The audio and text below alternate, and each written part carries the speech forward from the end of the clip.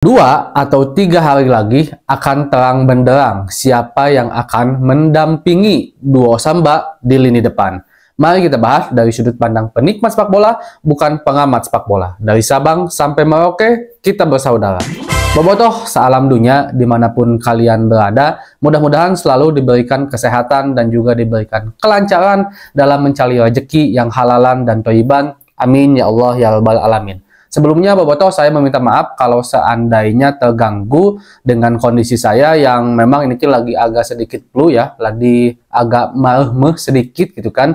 Tapi saya berusaha untuk memberikan informasi sedetail mungkin, sejelas mungkin, sesuai dengan bocoran-bocoran yang saya dapatkan. Dan seperti yang udah kita ketahui, kalau memang slot pemain asing terakhir atau slot pemain asing ke-8 ini udah jauh-jauh hari disebutkan oleh Coach Bojan Hodak akan diisi oleh seorang penyerang atau oleh seorang striker. Dan nggak tahu kenapa, mungkin ini berawal dari Alexander Pato yang memang udah nge-follow Instagram Persib Bandung. Jadi sekarang rumor tertuju ke Alexander Pato, walaupun kita juga belum tahu kebenarannya. Apakah Pato ini benar akan memperkuat Persib Bandung di musim depan atau enggak, kita belum tahu. Yang jelas memang pemain asing selanjutnya adalah posisi sebagai penyerang. Jika seandainya iya pun Alexander Pato, mungkin akan agak sedikit hati-hati lah ya Persib Bandung. Kenapa harus merekrut Alexander Pato? Memang ada plus minusnya. Minusnya mungkin jika dilihat dari segi performa, Pato ini kalau dibilang udah habis ya udah habis. Tapi untuk kalangan sepak bola Eropa atau juga Amerika memang udah habis untuk skill yang sekarang. Tapi apakah skill udah habis ini akan tidak berguna juga di Indonesia, kita belum tahu. Karena yang pertama, ketika Essien datang ke Indonesia pun ya sebenarnya bisa dibilang rata lah, nggak terlalu spesial amat. Bahkan Coach Bojan Hodak juga nge-mention Raja Nainggolan sebelumnya kalau dia udah tua dan udah lambat katanya. Begitu juga postur badannya udah sedikit mengganggu performanya lah kata dia gitu kan.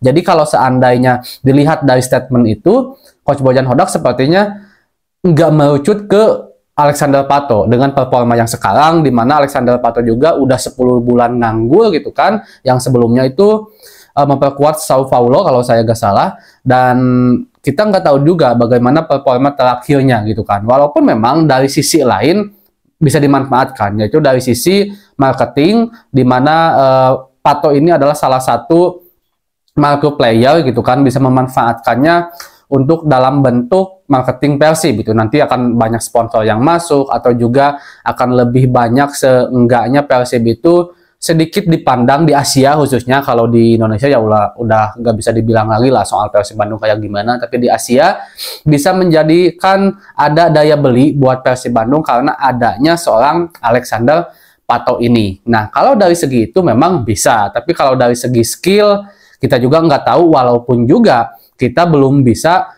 meremehkan seorang Pato ya, bisa aja gitu kan. Kita sekarang karena nggak tahu informasi lengkap tentang Pato, tapi ternyata bisa benar-benar ngadu jengkawanina ketika bermain di Liga Indonesia gitu kan. Atau juga mungkin aja Pato kemarin jelek, bisa jadi bagus ketika bermain di Persib Bandung. Tapi juga ada nama-nama lain, tapi saya belum bisa sebutkan itu karena sekarang yang lebih santai itu ke Pato ya. Dan kita juga harus ketahui kalau Persib ini memang punya budget yang bisa dibilang ada standarnya lah untuk pemain asing, yang dimana pemain asing sebelumnya itu paling maksimal itu 4M, dan ada paling bisa agak dinaikin lagi kalau seandainya memang pemainnya memiliki skill yang bagus, ya 5M bisa lah untuk pemain asing di musim-musim sebelumnya. Tapi kalau untuk pemain sekarang itu memang di 2M, yang mungkin bisa naik sedikit ke 3M gitu kan, bisa lah kalau ke situ. Melihat bagaimana permainan si pemain asing ini juga, yang kita tahu kalau Matteo Kocijan juga kan nilainya itu cuman 1, sekian gitu kan. Intinya ya kita genapkan 2M aja lah gitu, kita genapkan 2M. Sementara Pato ini memiliki nilai atau pasal kurang lebih sekarang di 7M, 7 sampai 8M gitu kan. Nah, ini kan jadi pertanyaan juga, kalau seandainya kita cocok logi, untuk sekarang kayaknya belum masuk dengan target Persib untuk sekarang, walaupun memang kita juga belum tahu, kalau di tengah-tengah bisa aja ada perubahan, mungkin ada hitung-hitungan Persib, oh iya gak apa-apa lah walaupun skillnya jelek. Misalkan kita dapat marketing dan bisa dapat uang dari Pato dan segala macamnya, bisa aja ada pertimbangan-pertimbangan lain juga gitu kan. Tapi yang saya harapkan sih pemain yang bisa datang ke Persib itu bisa berkontribusi dari banyak hal, bukan hanya dari marketingnya, bisa juga berkontribusi dari skillnya. Jadi kalau bisa sih lengkap ya, jadi marketingnya dapat, skillnya juga dapat, sehingga kontribusi ke Persib itu bisa luar dalam pada nantinya gitu kan. Banyak juga yang bilang kalau Pato yang dimaksud itu adalah Patonya Borneo dulu, walaupun kalau Patonya Borneo dulu itu agak ngeri juga ya, lumayan bagus gitu kan mainnya, apalagi duet dengan Da Silva cukup mantep lah gitu. Walaupun Da Silva ini sosok seorang striker murni, tapi dia juga jago kan dalam pegang bola dan juga ngejemput bola ke belakang. Jadi akan agak cocok kalau seandainya memang berduet dengan Patonya Borneo dulu. Ya mudah-mudahan aja lah, intinya